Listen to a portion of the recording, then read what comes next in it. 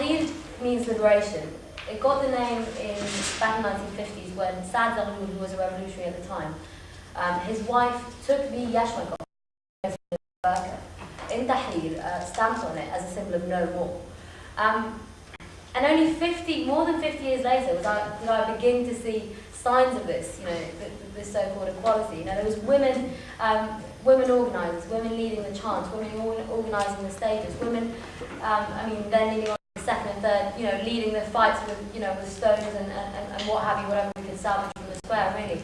And then there was, Egypt isn't a country where a woman can just share a blanket or sleep in a square with a strange man.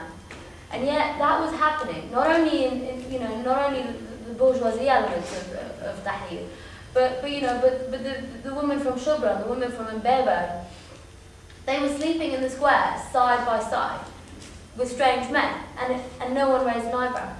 And that for me was again a very proud moment, because it was that there was a social revolution almost happened in people's dealings with each other in the square. You had the poor and the destitute handing in mobile phones and wallets, etc., in what is arguably Egypt's first lost and found store, right?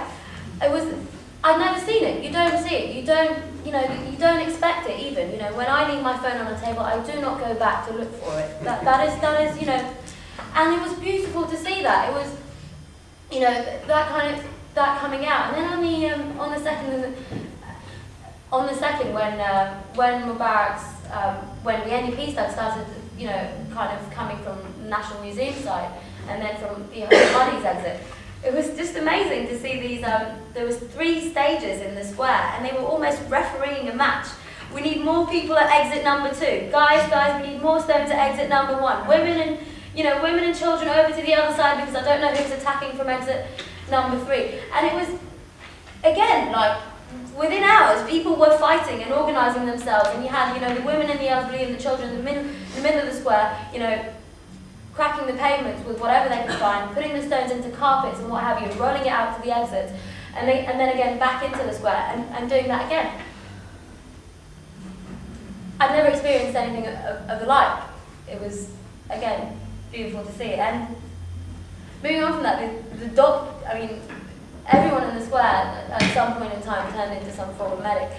But what was, again, very new for me, Egypt, I was, the night of the 2nd, or the morning of the 3rd, I was walking around in nothing but my bra, because I had taken off my shirt and my jacket, snipped it into bits to tend to, to whatever wounds that I could grab. No one looked at me twice. In fact, an old man came and gave me his jacket to put on. I would not imagine a million years walking anywhere in Egypt in a bra, right? But I was there with hundreds of thousands of people around me from every sector and echelon of Egyptian society. And again, it was beautiful to see how the people had, we're taking this square, we are reclaiming our nation. And we're going to change our mannerisms. I'm not going to steal this phone. I shall not harass this woman. I'm going to actually stand in a line, in a queue to speak. I remember an 80-year-old woman called Camelia, who was from Boulet. And if you wanted to speak on one of the stages, you'd write your name on a piece of paper and they'd let you up, no matter. And Amr Musa came to speak, and he just kind of cut the line, and he was literally just about to go up the little stair to get on the stage, and Camelia was like, "Malish ya fandom, Dori. Please go to the end of the line. I'm sorry, sir, but it's my turn. Please go to the end of the line." Amr Musa is the Secretary General of the Arab League of Nations. He's also now running for president. He's also ex-Minister of Interior. That is revolutionary. For an 80-year-old woman from Boulet to tell Amr Musa to essentially fuck off is revolutionary. It is nothing I've seen before. And yeah, it was that kind of sense of community and organisation that arose from the square, and almost the compulsive street cleaning, which I'm sure many of you will have seen on TV. People were compulsively, with domestic equipment, cleaning the streets, not only Tahrir, but everywhere across Cairo and Egypt. It was a symbol of we are reclaiming this nation. This is no longer a nation that belongs in the handful of a few ministers, businessmen come ministers. This is ours once again. And they started retracting, and all those little mannerisms that very much, that have summed up the Egyptian people for so long, they started retracting on them as they kind of realised that this can now be our country, our nation. It is our turn to change ourselves, to change this, to change the way we organise ourselves and the way the course of this nation's going. I left 2 days before Mubarak stepped down. Needless to say, I was shooting myself in the foot when he did. But it was one of my greatest fears that when he did step down, and people would go home. That people would think, that's the end of it. That, because, Tahrir had been changed into this umbrella of irham, leave. But they didn't. I woke up the following day to the same number of people demanding that Shafiq and his government, the interim government that Mubarak had installed, leave. And they stayed until the government did indeed leave and was replaced by Hassan Sharaf's government. But again, they stayed in the square. They had suffered a lot at the hands of state security and the Dawla, which is also happens to be America's chief torturer. They stayed. They stayed in the square, demanding that Ahmed Dawla be frozen as an institution and that all its officials, starting from the Minister of Interior, Habib Adli, down, be tried and convicted. And indeed, in a day where, state security officials started freaking out and ran around the country, setting buildings on fire, trying to kind of eliminate evidence, almost every city in Cairo had thousands of people protecting these buildings, salvaging whatever documents that they could find, and indeed, state security as an institution is no longer in operation now in Egypt, until the trial of Habib Adli and other officials after that. But they then, the people that came out of the square that were speaking to the square, there's a number of youth, that kind of youth organisation that were formed in the square, then said that they would evacuate on the condition that they would take the square again every Friday until all their demands have been met. And that umbrella of Tahrir has now kind of spread into a wide array of mini revolutions in every sector of Egyptian society.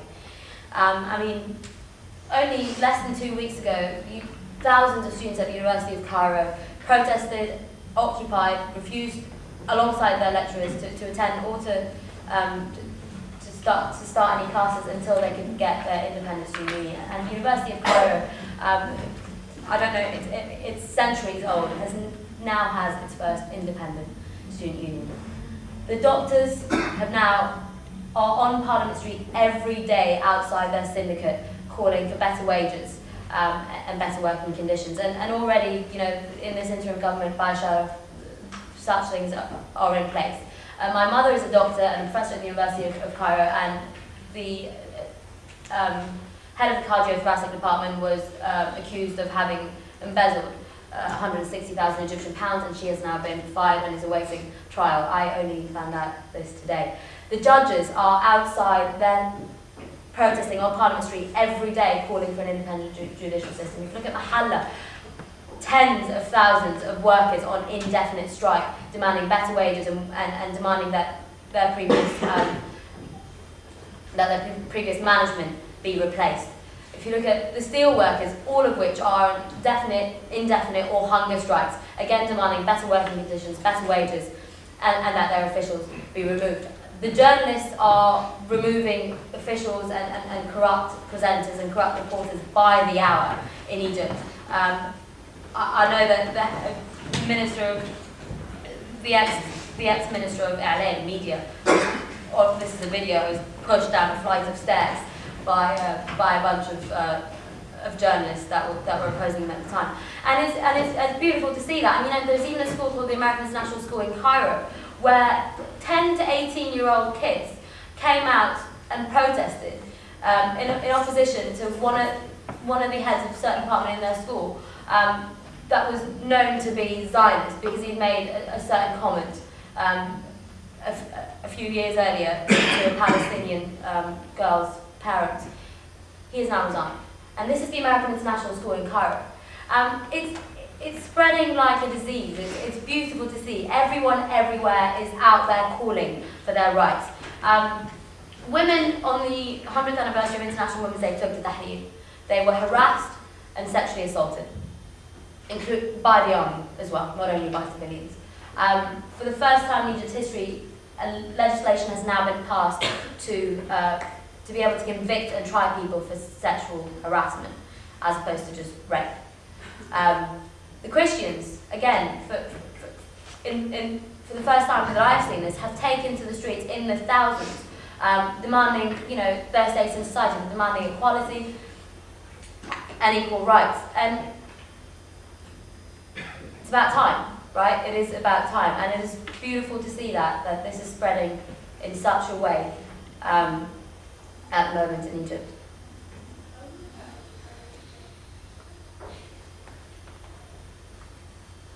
Today I watched the news and there was protests and dead civilians in Misrata, in Brega, in Tunis, in Cairo, in Mansoura, in Alexandria, in Damascus, Douma, in Dir'a, in Amman, in Sana'a, in Aden, in Basra, in Baghdad, in Salah ad-Din. I have no doubt that the Arab world, the Middle East, will be free. Just as surely as a fallen domino is bound to topple the entire world. But I think, definitely, we all here have a huge role to play. What happened in Saudi and Manama, where we have troops on the ground, right there, watching as Bahraini civilians were shot dead, and yet nothing, is yet another reminder of how deeply entrenched our governments are in Middle Eastern institutions and incumbent regimes. Palestine and Iraq are a daily reminder of how deeply entrenched our governments are in Middle Eastern blood. And no, change in the Middle East will not be complete without change right here at home.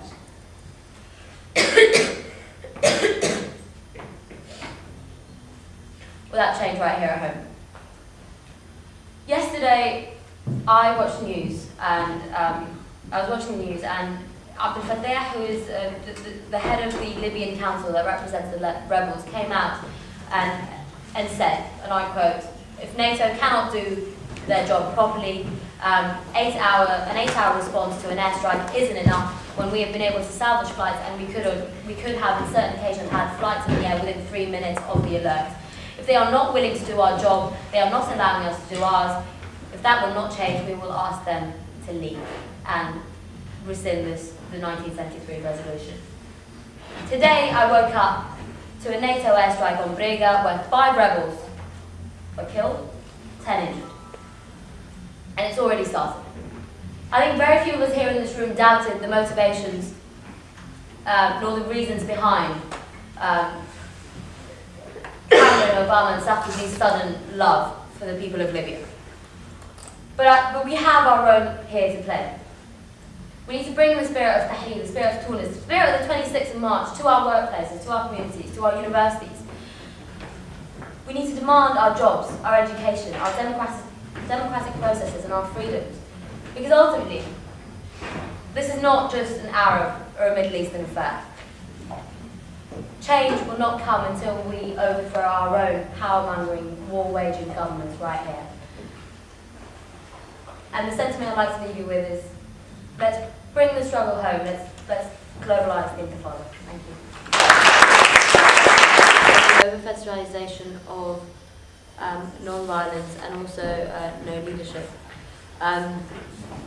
You're absolutely right, Anne. It's a tricky thing. It's a tricky road to go down, right? Because I mean, you could come out of the umbrella that was Tahrir, and then the wrong people get in, and all the wrong people can take credit for what has happened. But I think in the square, in Tahrir in itself, I do recall this because this happened hundreds of times a day, especially on the second and the third. Every time we'd catch one of the thugs or the people that were basically stoning us to death, there'd be one or two people that would be beating, the hell out of them, and then a crowd of about 200 screaming "Silmiya, Silmiya," and pulling them off the guy, arresting him, and putting him on the side. And these are the thugs that were paid to come and wage violence in the square.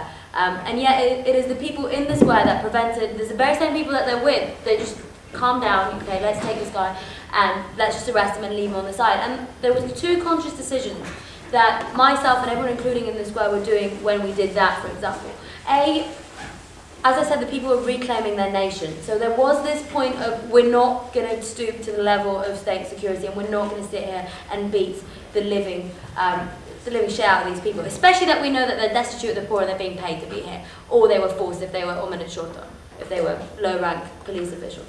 The second conscious decision that they made is we wanted as much people on our side as possible. State TV was feeding people a lot of, again, horse shit, and you needed to present a certain front that this is a people's movement, and this is not us going around setting things on fire or violently killing people or violently beating people when we are in a position of power. So we were fighting them, but when it came to the point where we had them, the people were keen, very keen, not to injure the captured thugs. On the fetishization of no leadership. Again, this is also very novel, but in the square, obviously, we would pray. When the Muslims would pray, the Christians would stand around, and vice versa, and that in itself was beautiful. But I remember it was a Tuesday, it was the Tuesday Mars, the Fatish were there, and we were praying behind the Imam, and actually no, it was a Friday, because he went on to say the Friday khutbah. He didn't mean it, but he ended up saying something to the tune of any religion that opposes the religion of Islam. And the row that was praying behind him got up, half beat the shit out of him, took the microphone off him, and sent it back to the stage. These are the people praying behind the Imam, who still had every kind of respect for the Imam, but they were like, no, there's Christians here, there's TV here, there's reporters here, this is the square, this is us reuniting Egypt, getting over all the bollocks that our government's been trying to feed us about, feuds between the people. There's none of that. And that was one thing. So that used to happen a lot with them stressing that this wasn't a Muslim-led kind of thing. When Hamdina Sabahi or Amr Hamzawi or Amir Salim or many candidates from the left, Ayman Noor, liberal there, but many candidates from the opposition would come up and speak, but it would always get to a point when they spoke for over like a minute. The entire square would break into ثورتنا ثورة شعبية لا حزبية ولا دينية. Our movement is a popular movement, not party-led, not religious-led. Every time a speaker would come up and speak for far too long, even when you supported the speaker. I respect Hamdina Sabahi very much, but I do remember having an altercation with him where I half pushed him off a stage in Tahrir. So yeah, that was the sentiment in Tahrir, and it made it very, very, very hard for state TV and media to continue, and Omar Suleiman to continue to feed people, all this load of horse shit, basically, because there was no evidence of it, there was no proof of it. There was clear and evident footage of people doing those kind of little incidents I've given there, taking into account that they were happening on a second-by-second basis, and it was a widespread sentiment in the square that no, we are pulling in as much people as possible, and we are not going to let them take anything that happens into the square out of context and spin it. And state TV in Egypt is very good at that. So that's coming back on Anne and the fellow's point. On the role of the left here, I cannot, to be honest, speak much on Iran. I mean, I'll leave that to Ali. But I mean, with Libya, I think you mentioned something about arming them. I think, again, arming them, whether, I mean, if I, for example, decide to donate 50 quid to a fund that was arming them, that would have been fine. But again, our government have put sanctions. But I still would not have been okay with my government arming the Libyan rebels, because there is undoubtedly strings attached. Again, imperialism does not intervene to aid a revolutionary process. So whether they're, you know, no-fly zone on the ground, arming them, doing whatever, like, it's the same thing. It's strings attached, it's client state. But yeah, so our role here would have been to, for starters, just like, no, none of the fly zone, cuddly, we're going to wage a war, but this is a nice way of saying it, shit. And then gotten that out of the way and then started seeing what we could do. But it's a tricky situation. I personally have spent nights thinking about Libya, and it baffles me, and it hurts me, and it worries me, and it's not an easy situation. But thank you.